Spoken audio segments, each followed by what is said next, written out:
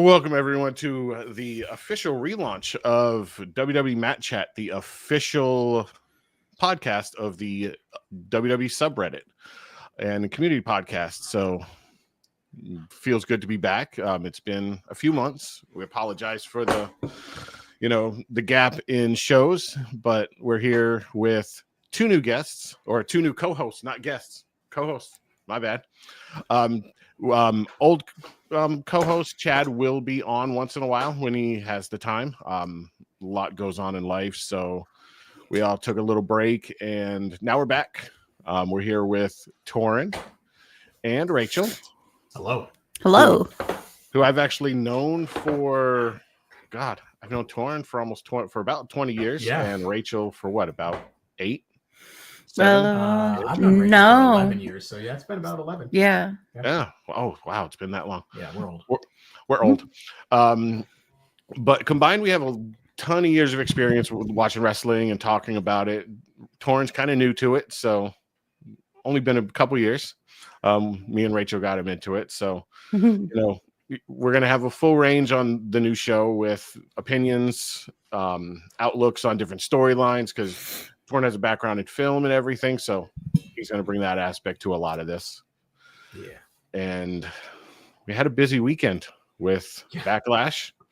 SmackDown on Friday was kind of lackluster to me. We had Alexa Bliss come back, but we had that. How can you say that's lackluster? Alexa Bliss, like that should be like a up there, especially how obsessed you are with her. Yeah. I was happy Alexa Bliss came back. That was the highlight, but there wasn't really much from SmackDown like we're used to in the past that led into a pay-per-view or a PLE. Or a home show. It's yeah.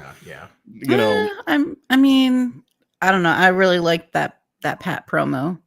Oh yeah, Pat face to face like that. He went off, and I was very pleasantly surprised at his mic skills there. Yeah, the last 2 weeks, his promos have actually been pretty good.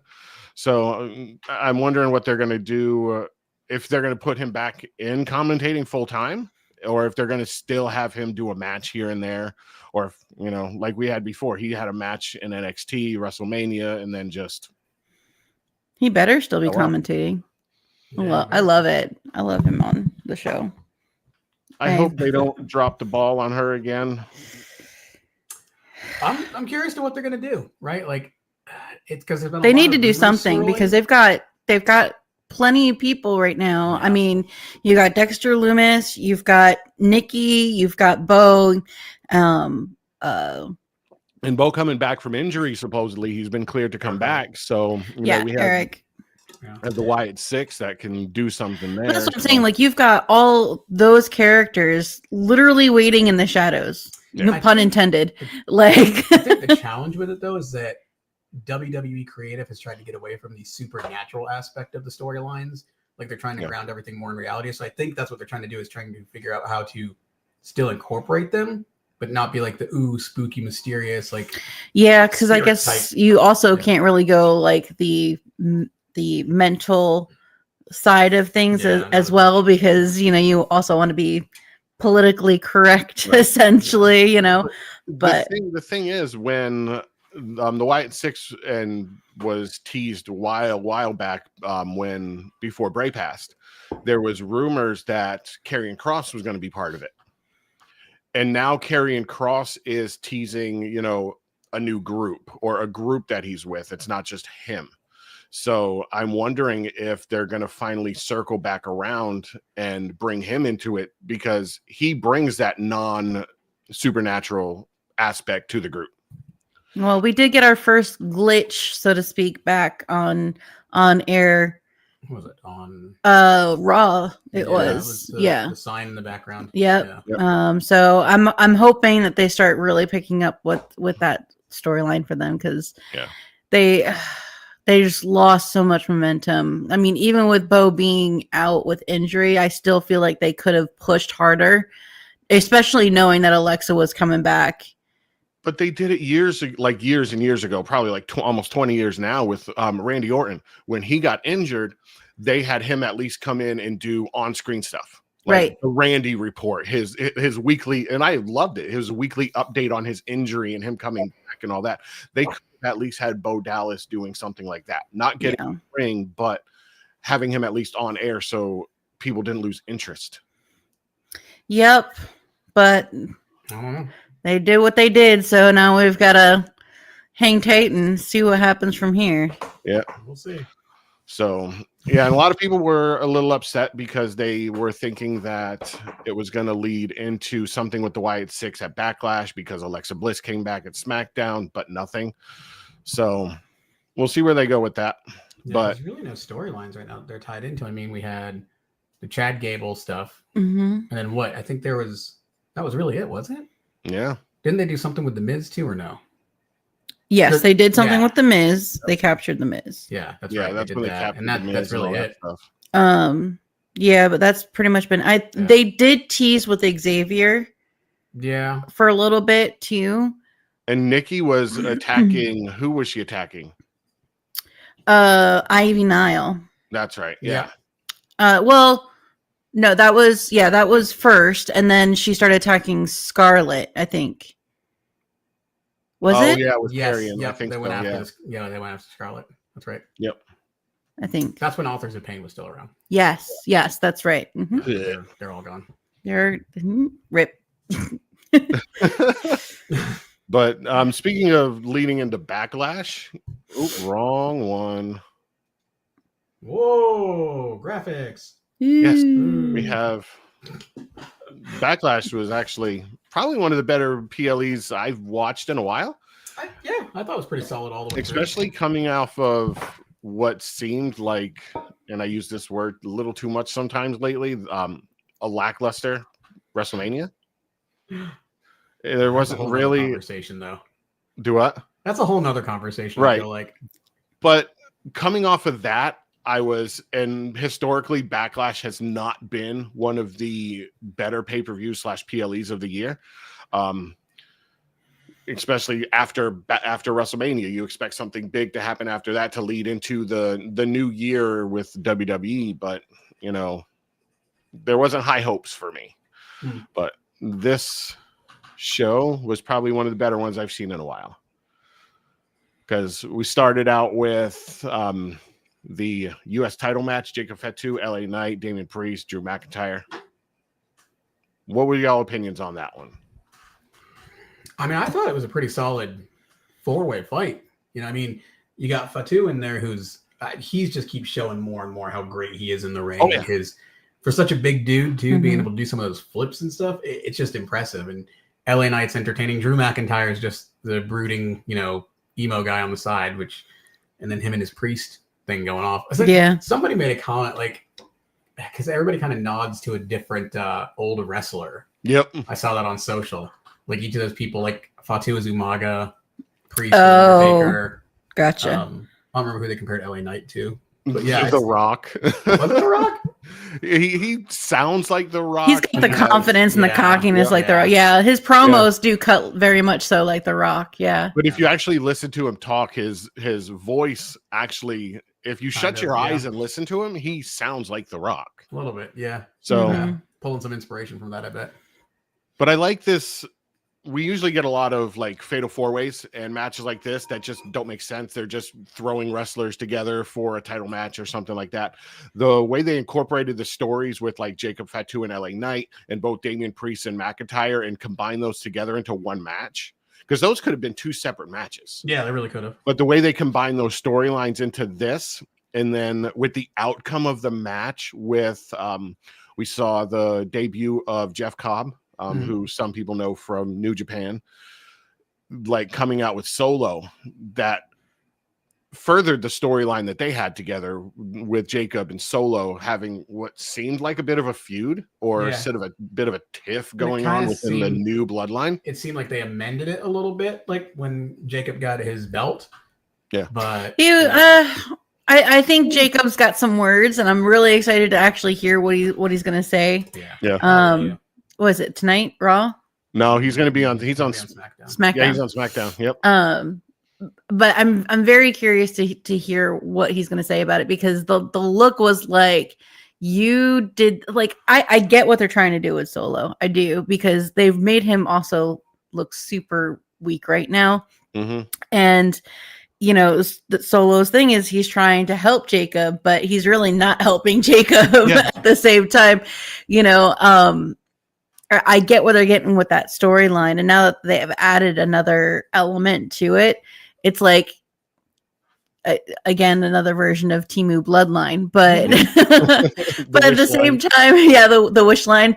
But I don't know. Like, I hope they don't go that route again. Like I would rather see Jacob on his own and then them redevelop Solo altogether, rather than them trying to build another group, because right now you've got so many people like grouped up together that you don't have strong solo characters, right? So when you think about, who's John Cena's next contender?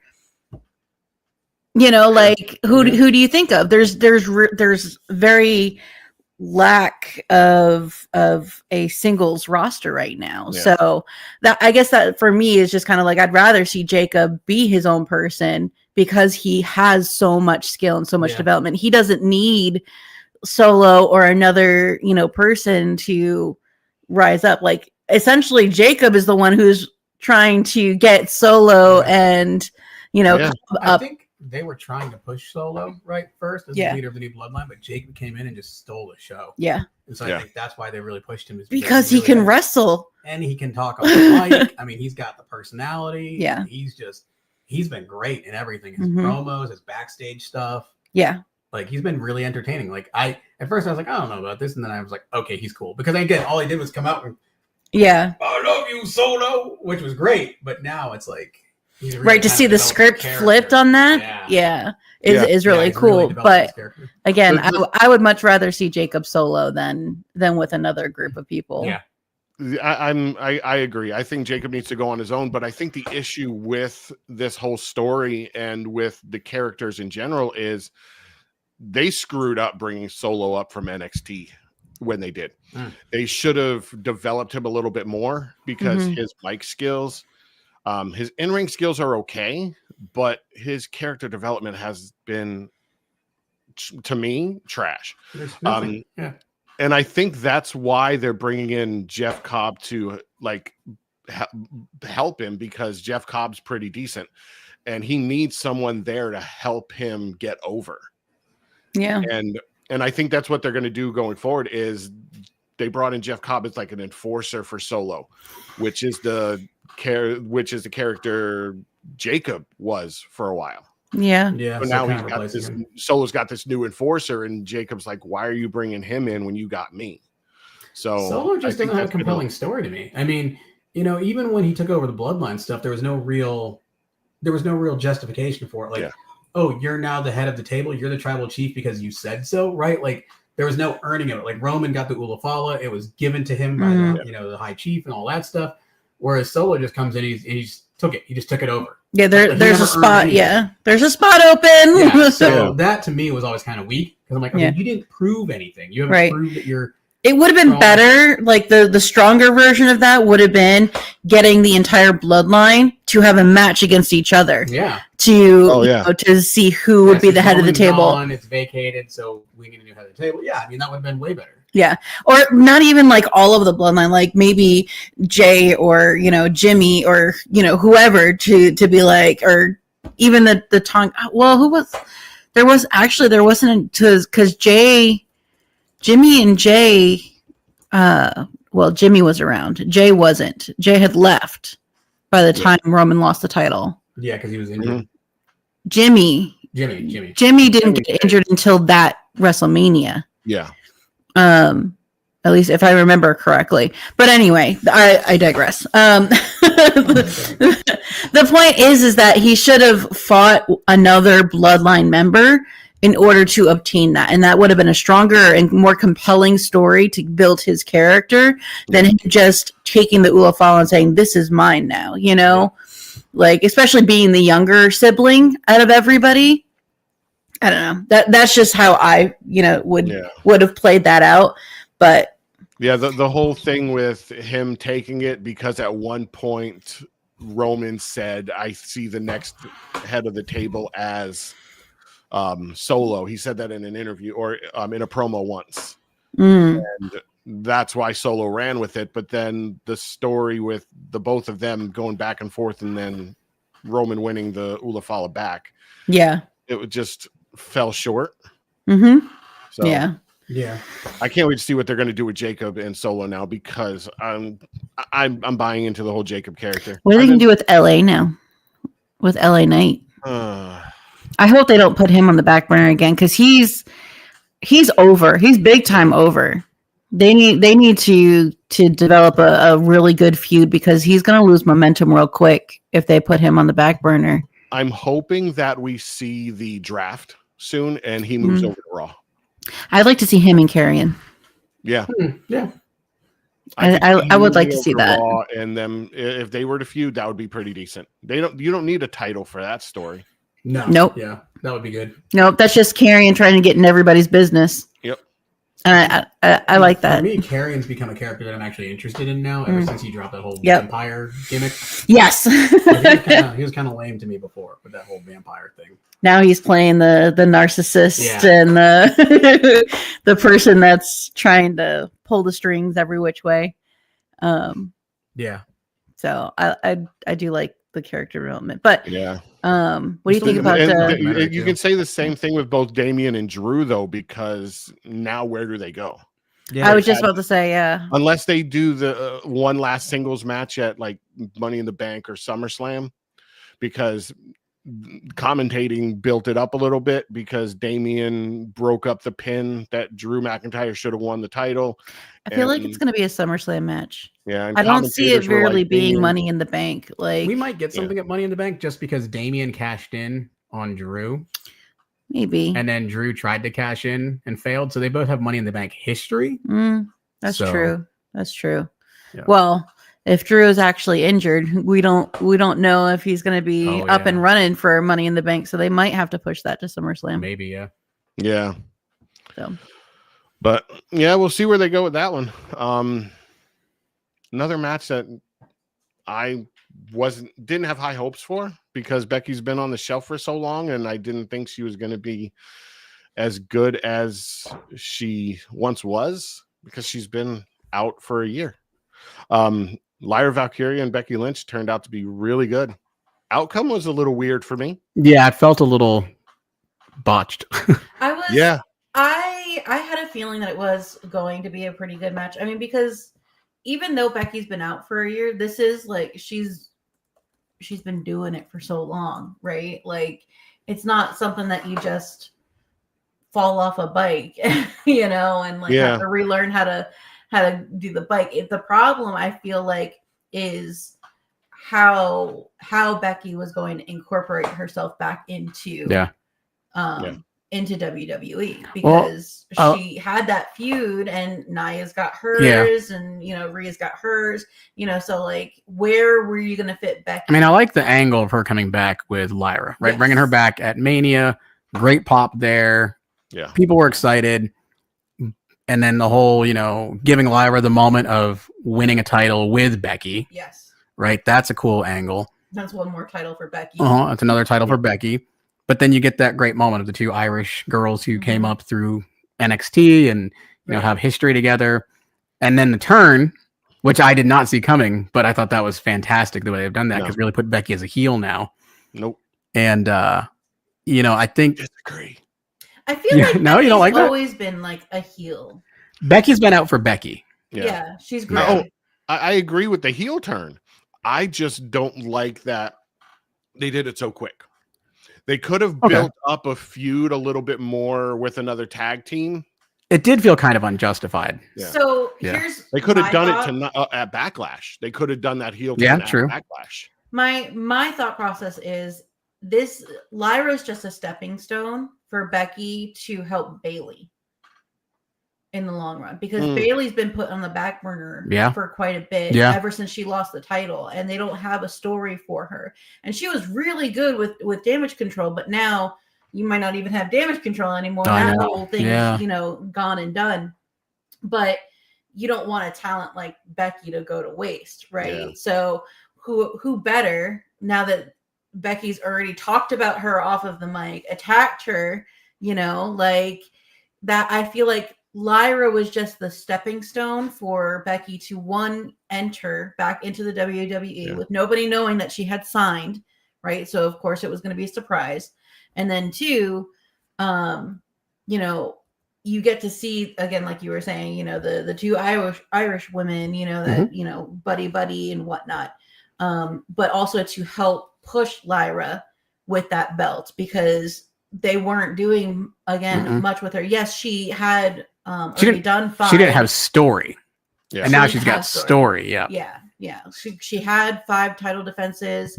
Because she didn't really go up against any veterans at the time, really. Like, no, not really. Not like Becky. Mm-mm. Yeah. So that definitely helped her get over. It was needed. I mean, especially because they needed to help her mic skills. And I feel like Becky helped her a lot with that because that promo that she cut that before Backlash, I was like, who is this woman? Yep.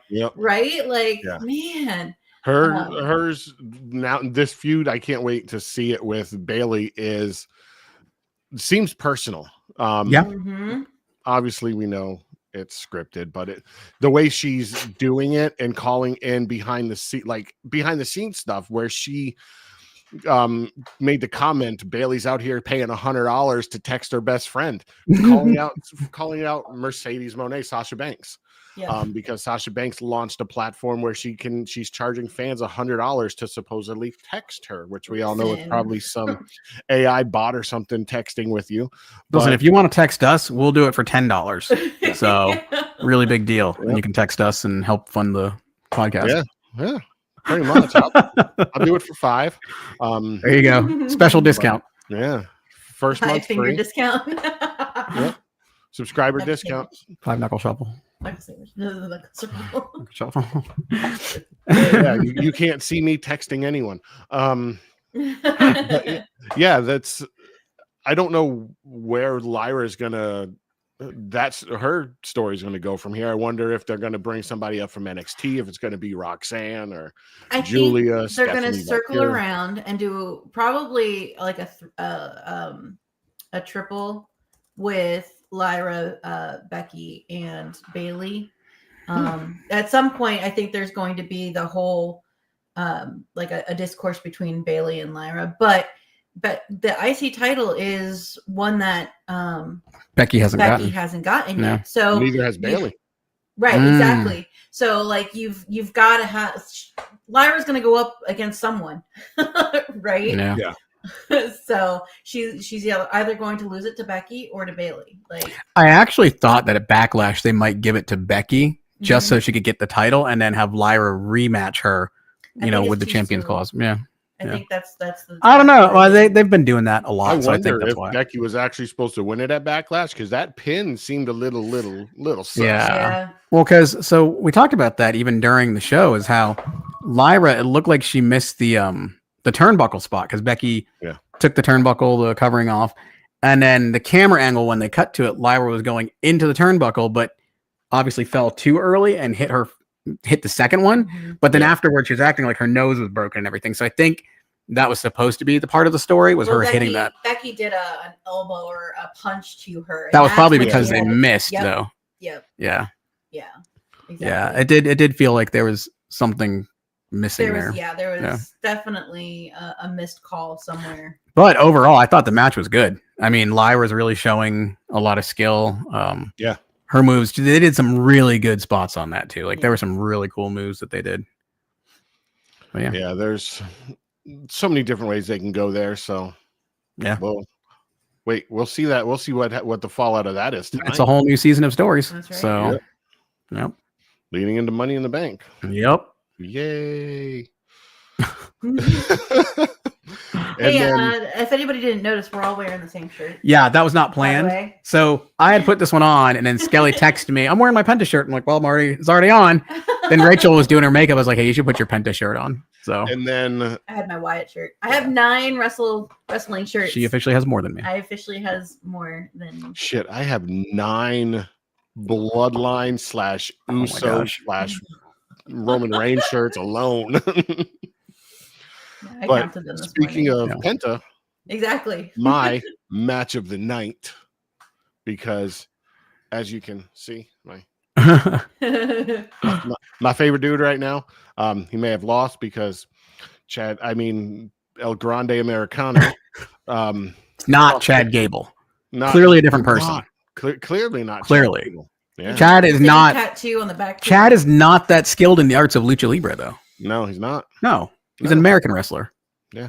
But Chad had left to go be taught. You think he learned that kind of skill in lucha in that amount of time? Come on. Possible. He learned the dark arts. John Cena went heel. Anything's possible. I don't know. Just saying. But yeah, that match was fire. Yeah. First of all, Penta's intro. Oh God, his new intro. Yeah, that was sick. From Tool. Yeah. That was sick. Like that. Phenomenal. His intro always gets me hyped though. Like because I didn't know a whole ton about Penta because WWE has been the main promotion I follow, and Skelly, you've been a fan of Penta's for a long time. So when we heard the rumors that Penta was coming to WWE, and you were all like, "Just wait, like get ready, like you're about to be impressed." Yep. And sure enough, his first match was like, "Oh my gosh, this is insane." I was like, go back and watch the Vampiro and Penta matches and Chelsea Green and Penta. Chelsea Green one I watched, that was stupid. Which I'm kind of hoping, this is completely off the Backlash talk, but I'm hoping we see Chelsea Green go that dark route again. Because she is in mourning right now. She's wearing all black in all of her promotions. Even her wrestling gear last week was all black. Yeah. So I kind of hope that we'll see that because they've been teasing intergender matches again too. Like they've done some mixed matches because Chelsea and Penta had those really good matches in Lucha Underground. And so I would love to see Chelsea because that's another thing we've talked about too is Chelsea hasn't really had a chance to shine. Character-wise, yes. Yeah. But as far as her wrestling skill, she hasn't really had many opponents that she can like really bring out that high-flying, acrobatic side of her. So I mean, it's also that she might not want to. She did go on record saying that she wants to be more like The Miz, like more entertaining than technical. So you might not see that portion of her. I just love her story. Yeah. Like, her stories have been. And she did say in an interview after Penta's debut in January that she ran into him backstage and he said, "When are we going to run it back?"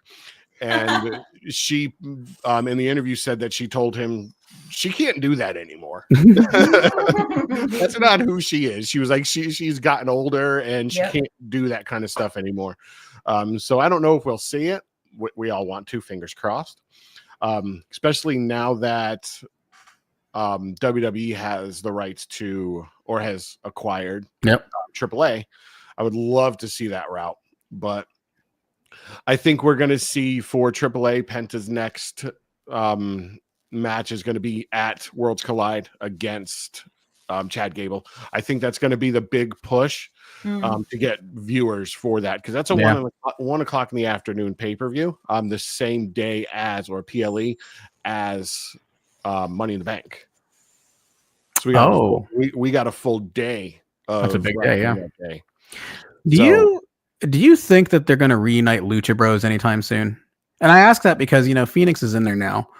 Or do you think they're going to give them some time to kind of shine on their own? I think they're going to do the Chad Gable and Penta.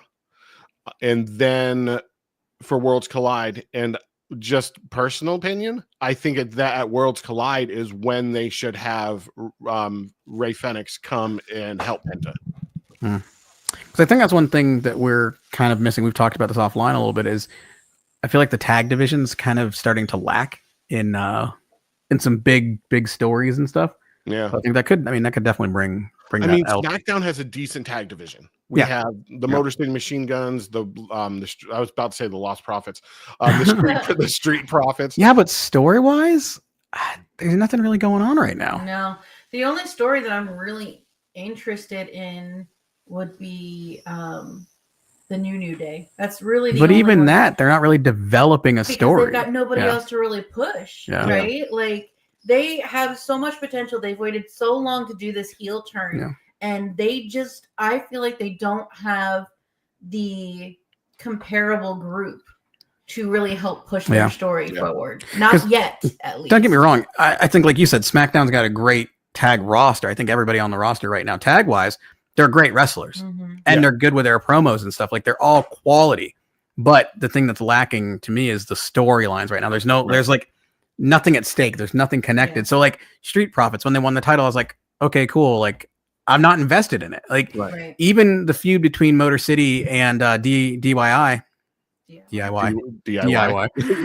Even that feud was kind of still like, not really like. They really didn't push. Like they had that whole thing going on with Ciampa about like him turning like heel, so to speak. And I feel like they really dropped the ball on pushing a lot of these stories. I feel like I don't know. Maybe they just didn't know where tag to go stories with it, are hard to do though. I think, or just no. I mean, I don't know.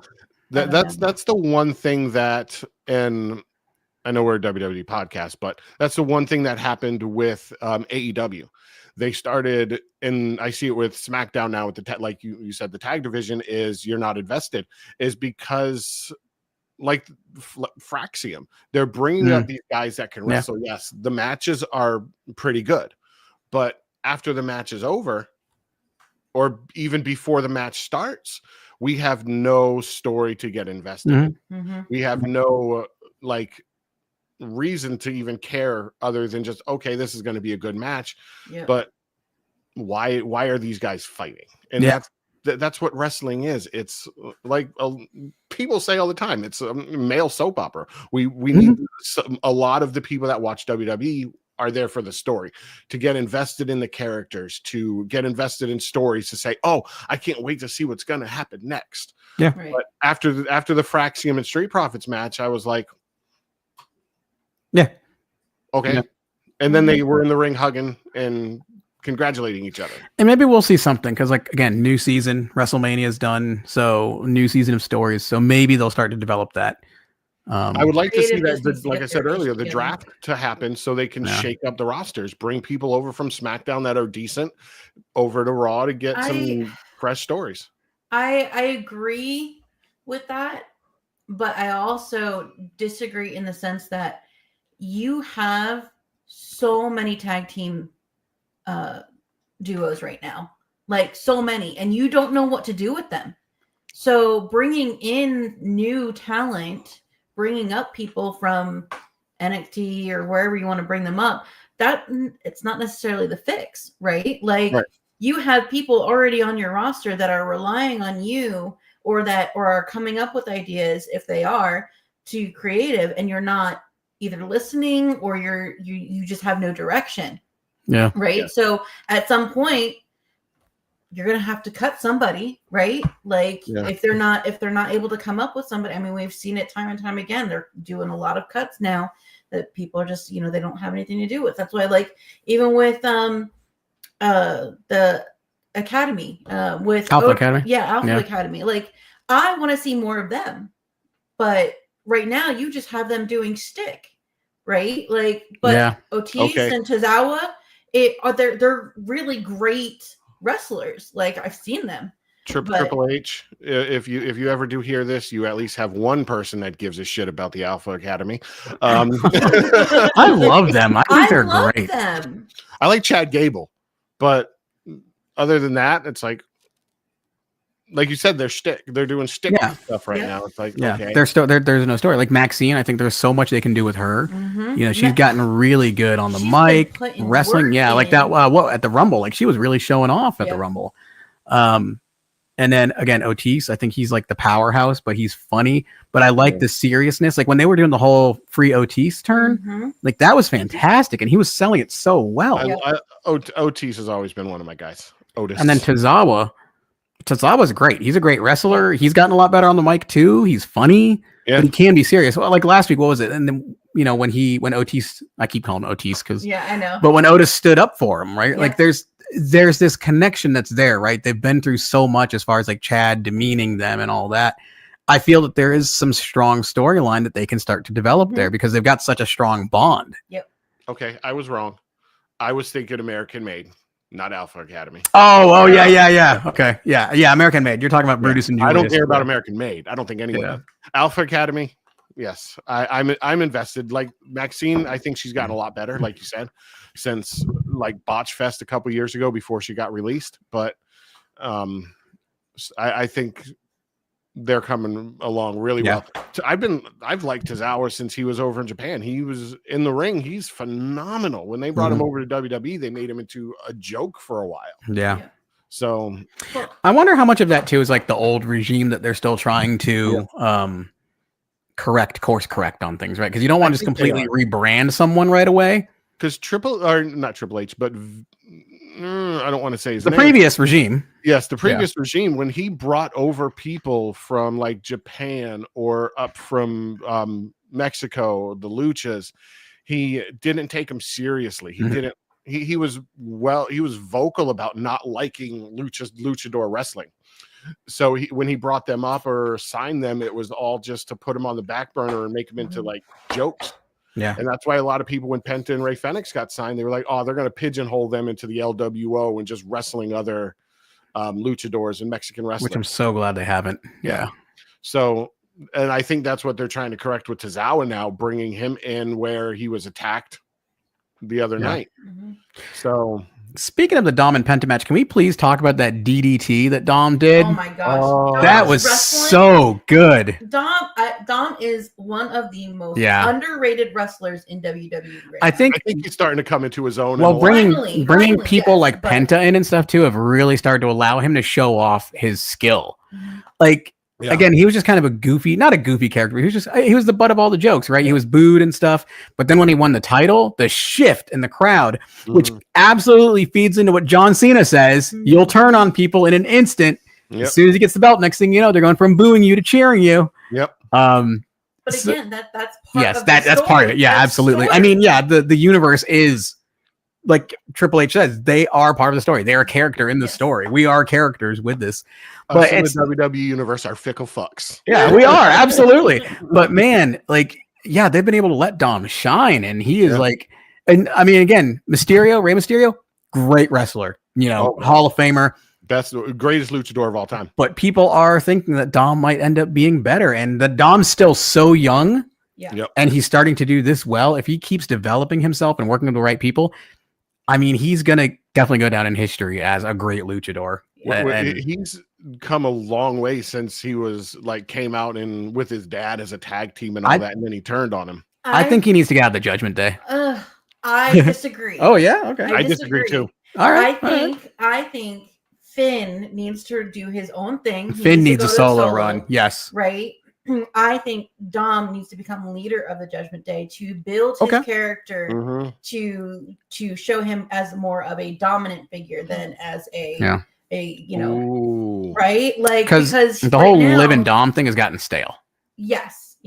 That needs a refresh. They need to have Karrion start getting into Finn's head. Finn as like that twisted demon. He could bring the demon out of Finn. Yeah. Yep. Maybe that's the new group that he's talking about. Maybe he's already. Oh yeah. That would be a good team right there. They can. Yeah, that would be a tag team. They could just be a team. Yeah. So I feel like they're not going to take that title from Dom anytime soon. No. I don't think so, because just like I said, I think that they're going to.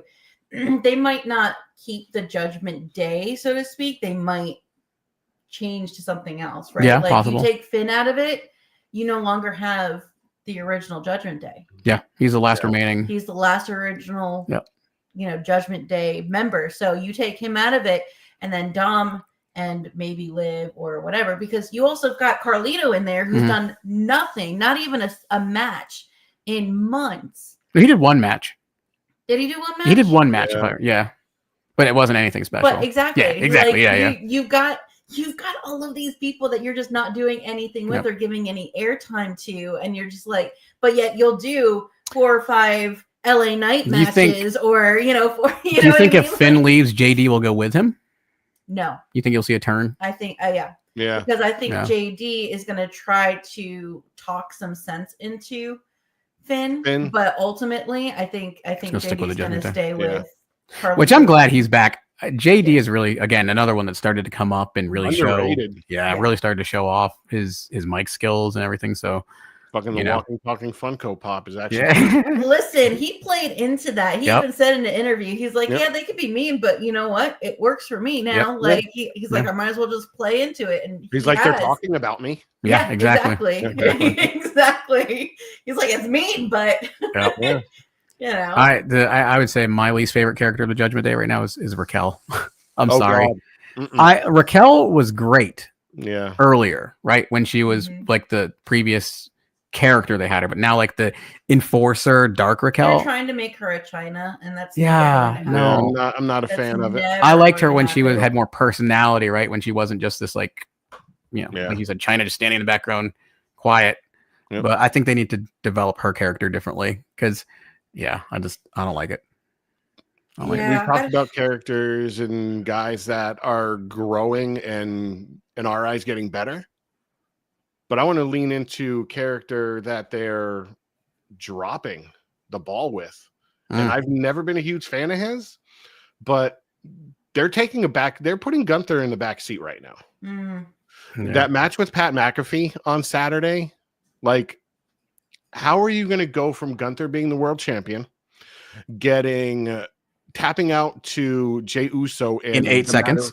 In a matter of minutes, and that match was really short at WrestleMania, to him having a long match and allowing Pat McAfee to sit in the sleeper hold for 2 minutes at Backlash. Pat McAfee title run incoming. I really enjoyed that match. I feel like they might be trying to push Gunther to a different angle. I don't necessarily think they're going to turn him face.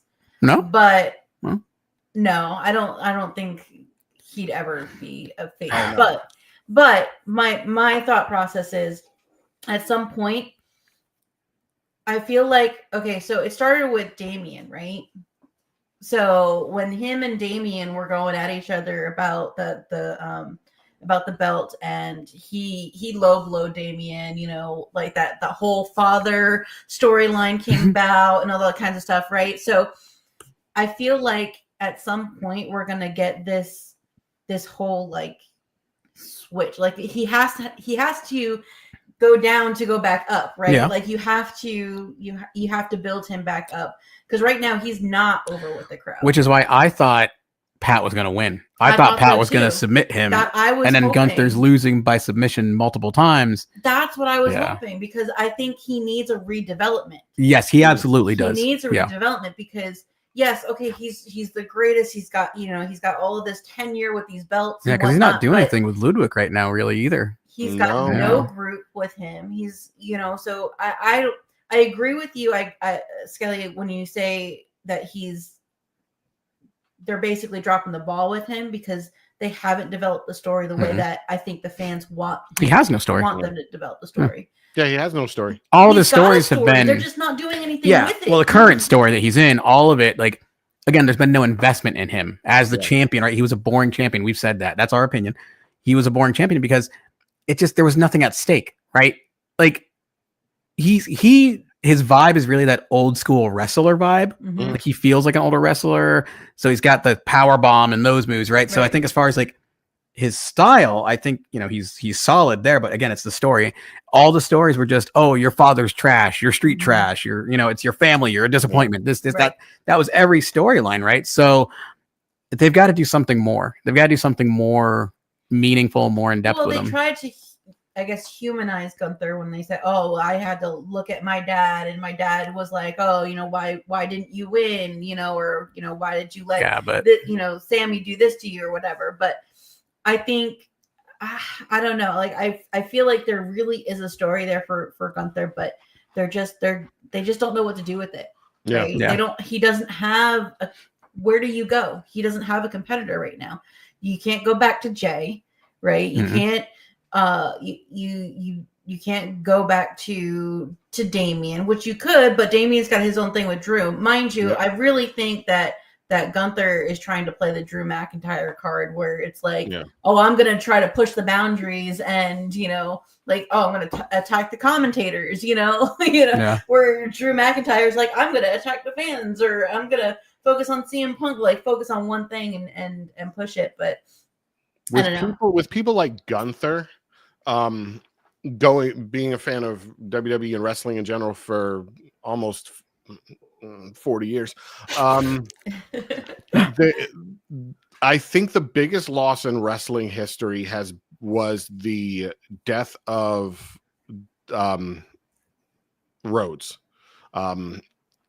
Dusty Rhodes, because he taught guys how to be on the mic, and I think Gunther would have learned so much from him, because Gunther's coming into his own on the mic a little bit, but some of these younger guys like Gunther and whatnot, that's where their characters fall, is on the mic. Yeah. They get in the ring, they start talking, people lose interest because it sounds like they're scripted. Yeah. And Dusty Rhodes taught a lot of the younger guys how to not sound that way, how to sound not robotic. And that's where like Gunther, a few of the younger guys that are coming up from NXT are just falling off, in my opinion, because Gunther, they gave him the championship. His in-ring ability and just his presence is a champion. He's natural born champion, like you said, Torrin, but it's that character development, that on mic ability is just not there. And that's why I think I just don't buy into Gunther as much as I think some other people do. I think that's kind of just a sign of the times, right? As far as the wrestling fans right now, right? You know, back in the day, 80s, 90s, you could have the gimmicky characters, right? That was the time, that was the era, that was entertainment. But now we're getting into this time of social media. We're getting this time, we talk about this offline a lot, but how people nowadays really crave authenticity and connection. And so they don't want just a wrestler to come in and be goofy and silly. They want a connection with them. I think that's why there's been a little bit of that backlash with El Grande Americano, because they feel like it's kind of cheesy and like, you know, but you need that. I agree. But I think that's why there was that negative reaction to it. But I think with Gunther, right? Like, we don't want someone that's just going to come in, do his matches, and be a champion, right? We want that investment. Like Drew McIntyre's done that so well. Yes. Social media, he's really carrying on storylines and just creating his character. CM Punk's been doing it a little bit now too, right? Like all these people offline are starting to do these things to further their character or bring you into the story with them, right? Even on interviews, Seth Rollins, Becky Lynch, you're like, all these people are doing interviews right now. You're like, is this just who they really are? Or are they in character? Like, they've done such a good job of carrying those storylines and the animosities and the characters over. I think part of it is because they didn't know what to do with Gunther after Ilya got injured. Right, because that was what they were building. Yep, because they had, I don't know what that is. Emporium. Imperium.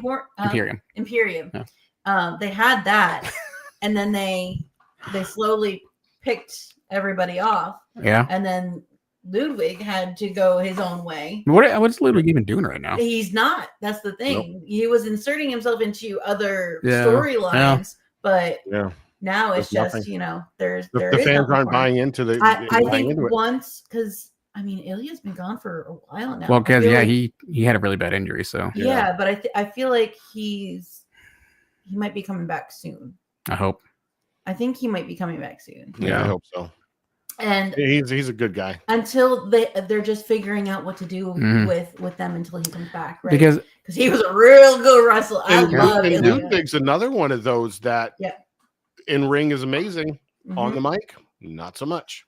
Yeah, these young guys, and that's one of the outside of Dusty Rhodes, that's one of the losses WWE had a few years ago when they let go of Samoa Joe. He's the only guy that on the mic could even compare to someone like Dusty Rhodes. And if they would have kept him, he wanted to, be a wrestler again, and that's what AEW and Ring of Honor is allowing him to do. But if you ever go back and watch some of his promos on the mic, he could have had these young guys in NXT. He could have had the fans eating out the palm of their hands. Yeah. Yeah, I don't know. We'll see. Because, hopefully they figure something out. Yep. With Gunther, these people need a chance to shine. But I will praise Pat. I mean, he did a lot. He did. Pat was impressive. Well. That was pretty Very well impressive. considering. Like, I was not holding high hopes. I was really hoping that he wasn't going to like completely botch it or whatnot. But other he than held that his jump own. over the top rope that he tripped, I mean, that was the only botch. Yeah, but you know, every wrestler has that. I mean, look at Jey Uso botching, you know, his Damian Priest. Yeah. Oh my gosh. But Yeah, but you know, stuff happens. And yeah, Pat McAfee did a really good job in the short build-up they had to that match. His two promos that he cut were, and then the mutual respect that because I was like, is Gunther going to go after Michael? You know, now that they're both in the ring, and he didn't. He just did his nod of respect, which I can appreciate, but I almost kind of wish that he went after Michael, just because like I want to see what they would have done with that, Yeah, we'll see what happens. Michael Cole versus Gunther. We'll see what happens tonight. Oh, you never know. Michael Cole versus Gunther's dad. Let's go. Senior matches wrestling. I don't think that Pat is going to have a lot of matches though. Like I feel like this was his one a year, like he had that one time in the Rumble and then one time at Mania. So now he has one time at Backlash. Yeah. So I feel like these are just his one-offs. Speaking of senior matches, Torrin, John Cena. And Randy Orton. Boys are getting up there in age. We got bald spots. We've got. Hey, listen, Randy looks better than John. I'm just saying. Randy Orton's got no teeth yet. Yeah, God. When my mom mentioned that, I about cracked up, dude. She was like, "Does he have no teeth?" It's funny because we just talked about that a few days before. Yeah. But yeah, the Orton Cena match, I kind of surprised the outcome. Yeah, I've seen some interesting takes on it, right? Like because it did start kind of slow, but it really picked up. And I mean, I even said it in the group messages, like, man, we just saw some vintage Orton there. Mm-hmm. Yeah, because he started doing the RKO. Everybody gets an RKO. These RKOs are for everyone. Yeah. Yep. And definitely seems like they're continuing to build this Nick Aldis beef with Orton. There's rumors that they want, or Nick Aldis has been cleared to wrestle again. So I mean, there's rumors that they want to put him in at least one match. So I'm wondering if that's going to be the buildup to hopefully someone, because SummerSlam this year for the first time ever is 2 nights. Yeah. That could be a night one match. Yep. That could be. Having Nick Aldis come back in the ring for one more time. So I like how Triple H is allowing people to incorporate future stories into current stories. It's really good. And like just that little thing with him RKOing Nick Aldis in the middle of the match was pretty decent in my opinion. Yeah, I really liked it. The match in general I thought was better than I expected, because a lot of people were saying, Orton needs to do the Randy Orton thing and get disqualified, smack the ref in the middle of the match to get disqualified. But that means he still doesn't win the title. The point was that he was going after the title. Yeah. So even if he did get disqualified, that defeats the whole purpose of that whole story. Is he's trying to now catch up to Cena's record, right? Yeah. But that would have furthered the heel persona for Cena, because he would have lost the match, yes, but he would have kept the title. Which I don't care how I retain the belt. You get Orton winning the match against me. Good for you, but I'm still the champion. I'm going to ruin this championship and ruin wrestling for you. Yeah, which, I think leads into the conversation of the end of that match. Yeah. Yeah. Right? Like, what the heck was that? Like, we were sitting here, like, just in shock. Like, what is happening right now? Because you're seeing this conflict in Cena. Yeah. So, like, I'm wondering if it really is, like, him questioning what he did. So my theory is that because The Rock's come out and said that he really had no involvement in the story, like beyond that moment, because that was his decision to be a part of it to help. We know if this storyline takes off and yes, it really amazing. The Rock's going to come back. So again, we don't know if that's Rock staying in character saying that stuff, trying to like just be like, no, I don't have anything to do with it. Then there's no expectations of him coming back. But if it is it maybe them pivoting Cena and him being like, I made this decision to follow The Rock, and now The Rock's not even here to support me. So, did I really make the right choice or something? Like, but there's definitely conflict. Yep. Right. Like you saw that. This could lead up to the Cena and Rock, because they're re-exploring some of Cena's past feuds. Cena Orton, probably one of his best feuds of all time. We're going to see it at Money in the Bank because it was announced Cena versus R-Truth. And I think that may lead... No, it hasn't been announced. Yeah, they announced it afterwards. Oh, I thought that was a rumor still.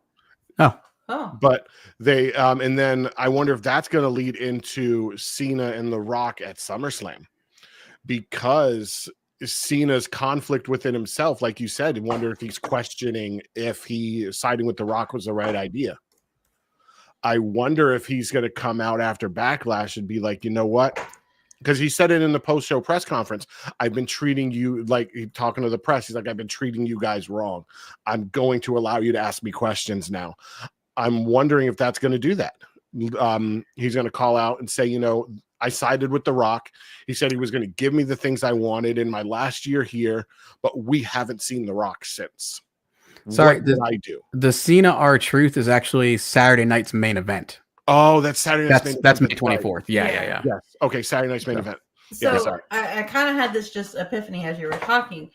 It makes sense that they are incorporating R-Truth into this whole storyline, because R-Truth has been John Cena's biggest fan, but now that they're having this whole feud, this is what's going to propel John's thought process, his questioning of why he's why he's heel, why he hates the fan, because I had an epiphany. Because R-Truth is still a fan, even though he's been treated poorly, right? You think so? You think he's going to have an epiphany because he just AA'd through a table? Want to know what the epiphany? No, because R-Truth is going to be like, he must have just been having a bad day. He's going to R-Truth it, right? Yeah. You don't think so? You know what the turning point is going to be? One of the biggest things in R-Truth's career in WWE was Little Jimmy. Yeah. Yep.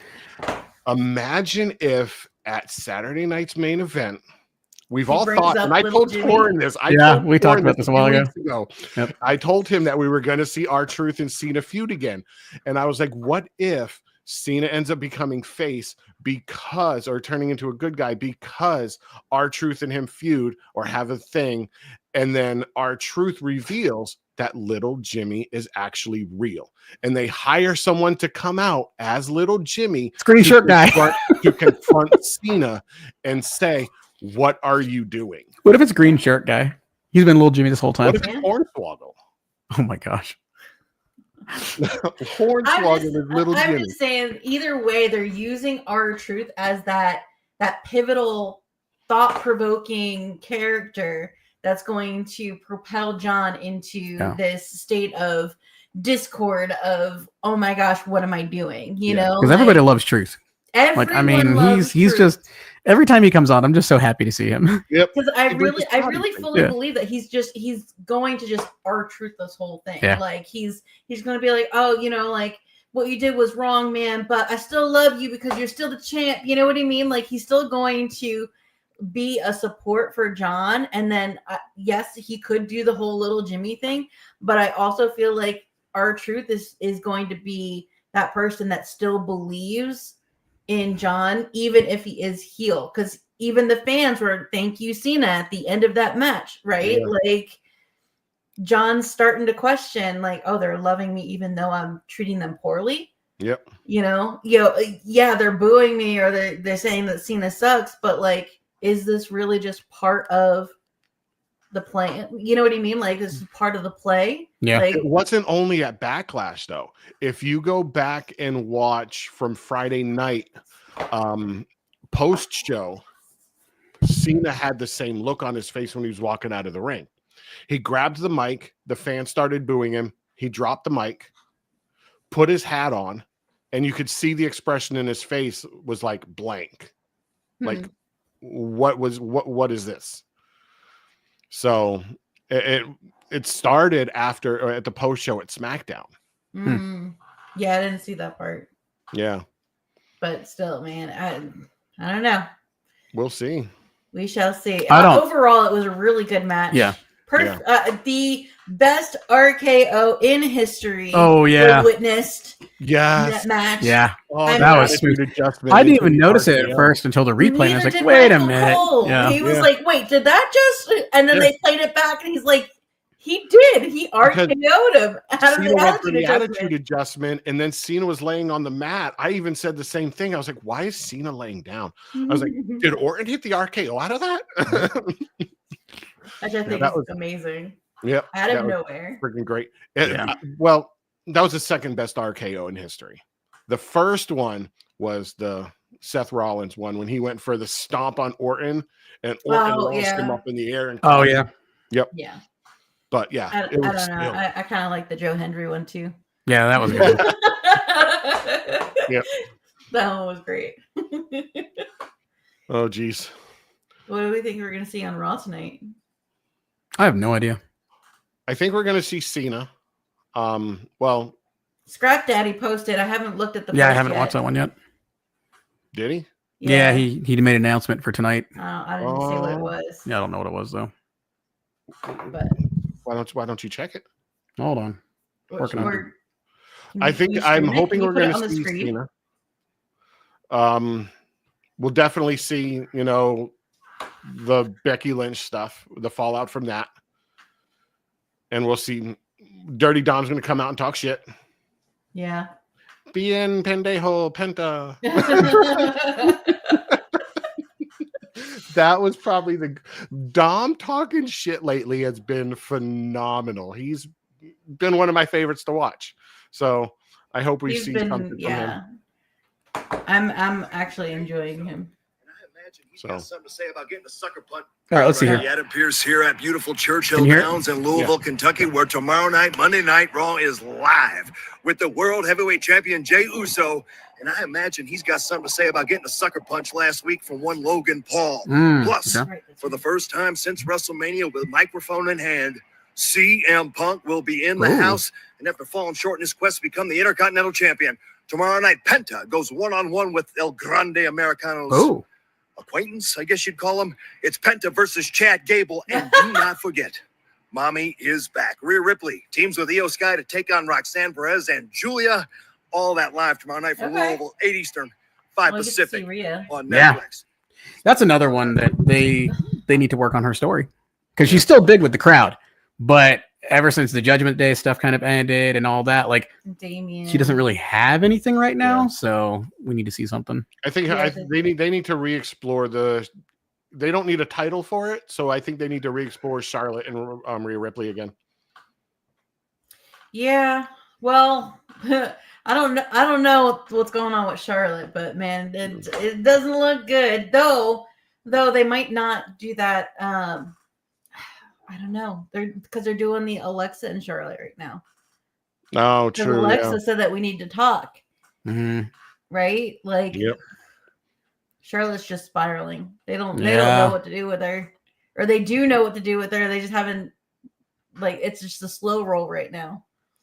I think what they need to do with Charlotte, because she thinks, like she said in her promo that one week, is that she's the greatest of all time. Why are the fans booing her?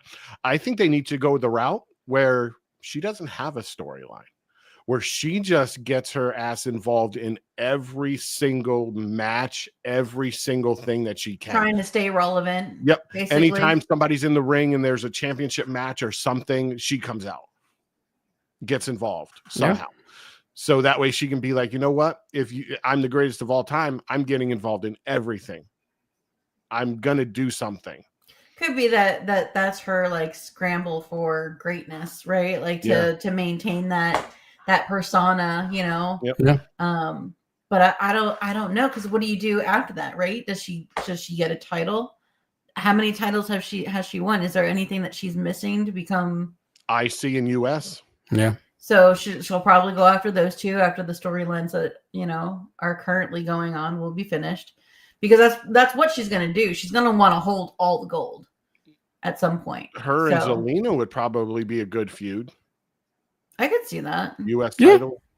Yeah. Zelina could. Zelina's mic Mic skills are just. Alexa Bliss teamed with Zelina Vega. I'm not quite sure Alexa, how to help you with that. Thanks, appreciate that. But I'm wondering if that's how they're going to lead into the feud with Zelina. That's possible. So Maybe. you think Alexa Bliss is going to turn on Zelina? Probably. And say, why don't I help you? I'm on her side. I can help you get a title match. But why? Why would Alexa help Charlotte? Of all the people that Alexa hates, I don't know that. Oh. of all the people that she hates, why would she help Charlotte? Yeah. I think they're gonna try to explore, because those clips of the promos that Alexa and Charlotte have been circulating again. Once Alexa came back, and like blah blah blah. But, Yeah. It could be a you do this for me, I do that for you type thing. It's I'll help you get a match with Zelina Vega to get the title, and as soon as you win it, I get the first match for it. Or turn on her. Yeah. Mm-hmm. Yeah. I don't know. There's a couple of ways to go about it. I don't know. I'm not invested in Charlotte right now and her story. And I mean, they put Alexa in there because she's relevant right now, and a lot of people are pushing for her. Ooh. I would love to see an Alexa and Rhea. I think that would be a pretty good match. You get Alexa feuding with Charlotte, beats Zelina for the title, for the US title. Alexa feuds with Charlotte for the first match, which then the Wyatt Six start getting involved to help Alexa, which brings Alexa back into the Wyatt Six. Maybe. Yeah. Possibly. Could be a way to bring Wyatt's back in. Could be. Yeah. I don't know. I need to see an Alexa and Nikki tag team.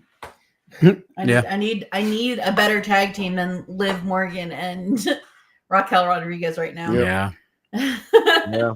And I feel like they would be able to do more story wise with those titles than, because there really aren't any strong women's tag teams right now.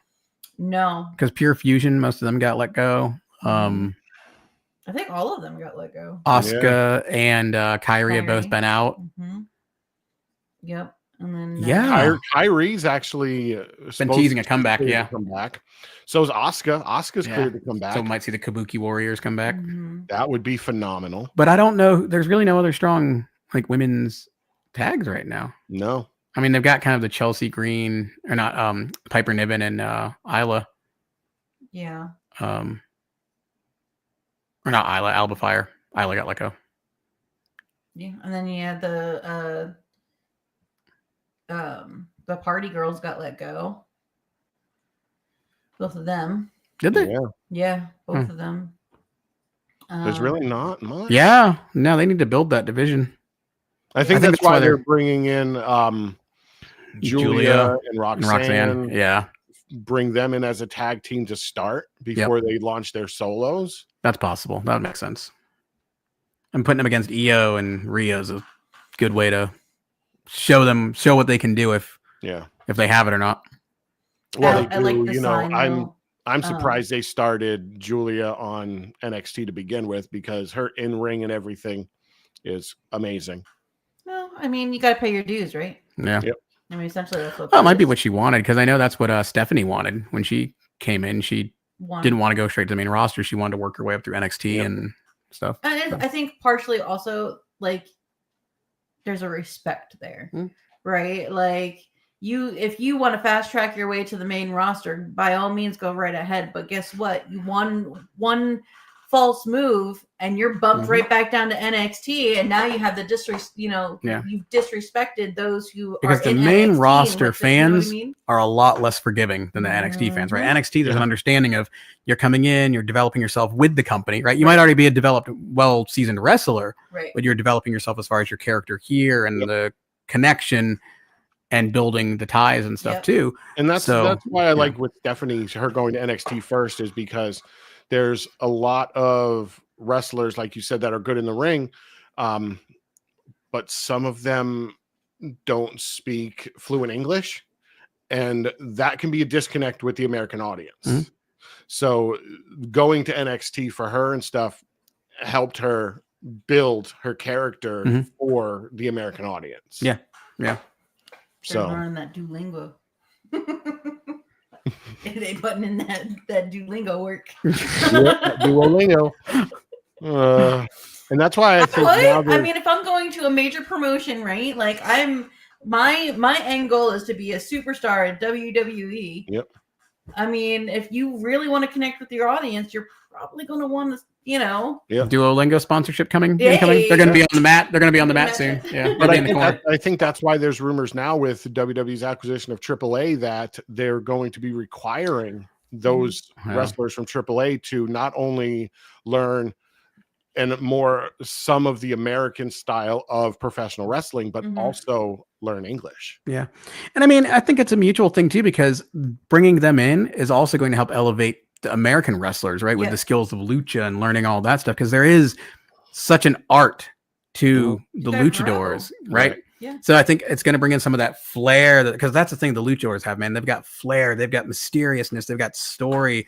They've got this there's an essence and an aura around a good luchador.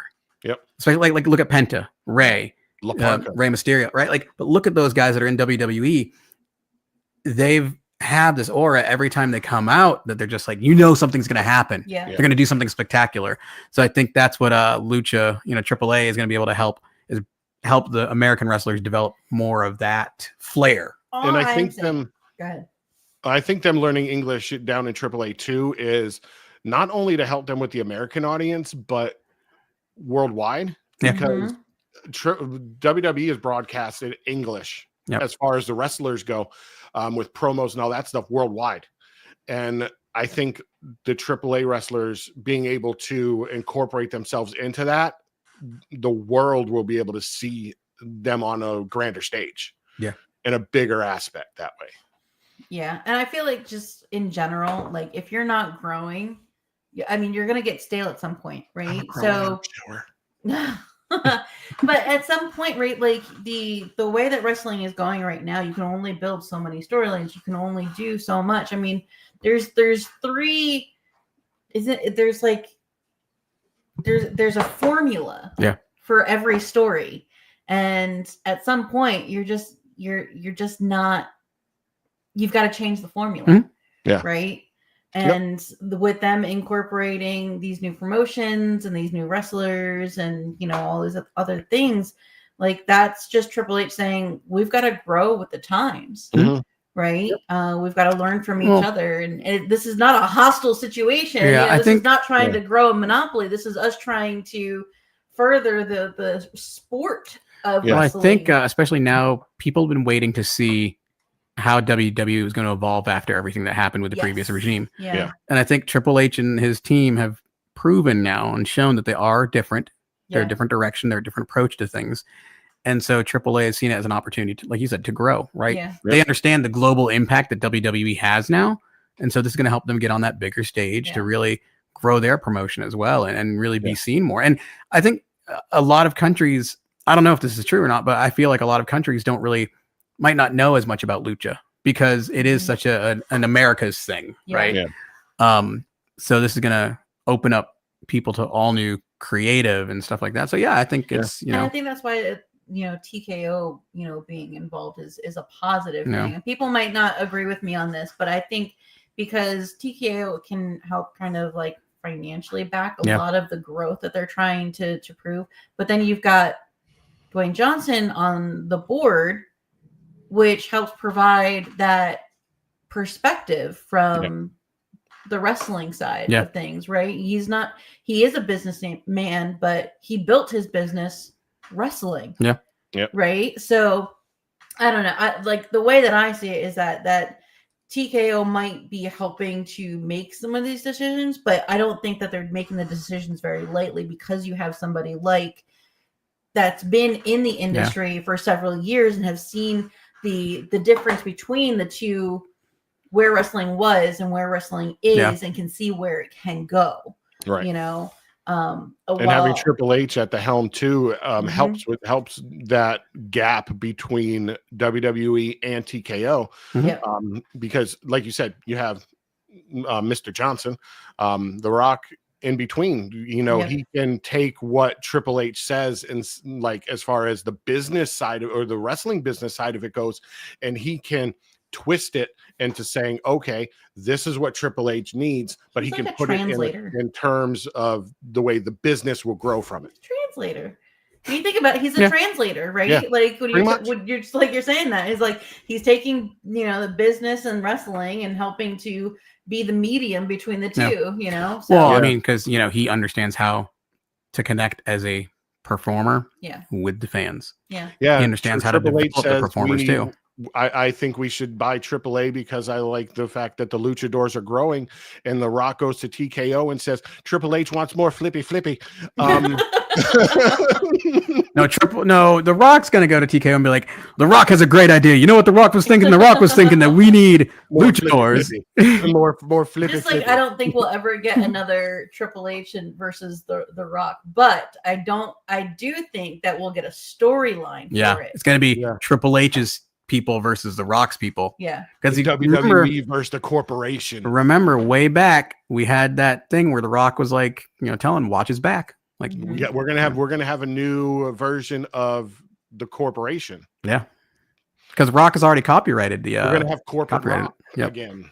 So yeah, I mean we got final boss. We got corporate Seth Rollins and Paul Heyman now. And corporate Braun Breaker came out in a suit the other week.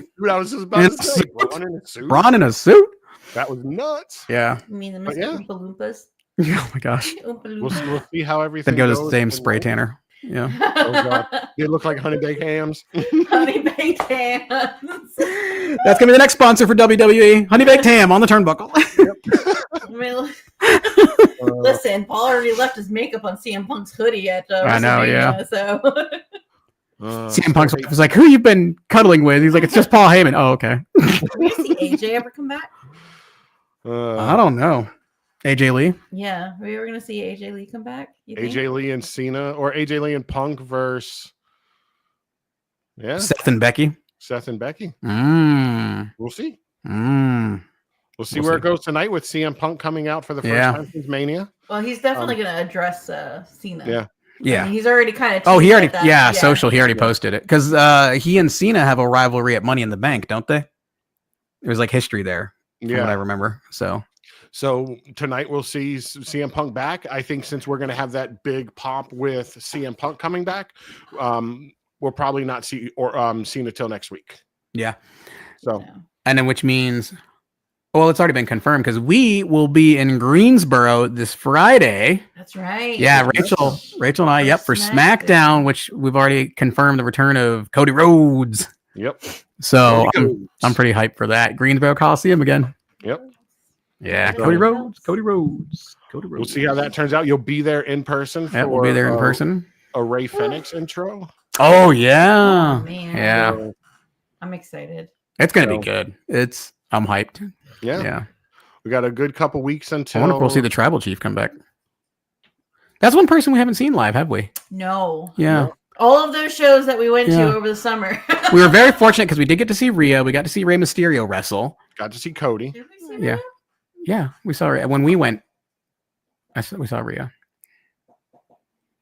We did not see Rhea. We didn't, did we? We did not see Rhea. We got to see Jacob. I would have remembered that because she's got the pyro, and I'm like, no, we did not. We saw the Wyatts. Yeah, they did that tease. Yep, we did. We did see the Wyatts. Yeah, that was at the Boston Garden. Yeah. Yep.